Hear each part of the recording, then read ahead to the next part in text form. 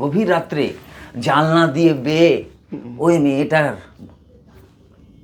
ঘরে প্রবেশ করেছিলাম। গিয়ে বললাম, কতকাল দেখিনি তোমায়, একবার তোমায় দেখি। ওঠ পিছনতে ব্যাস, যা গালি দিয়ে আমাকে সেইভাবে উত্তম মধ্যম মানে কি বলবো, একবার কথাই যা খুশি আমার পরে হয়েছে। ব্যাস, এবার বাড়িতে এসে উঠে গেলাম।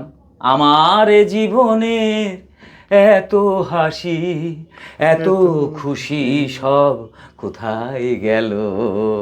লাস্টে বললাম, ওগো যা পেয়েছি সেইটুকুতেই খুশি আমার মন, মানে আর কি।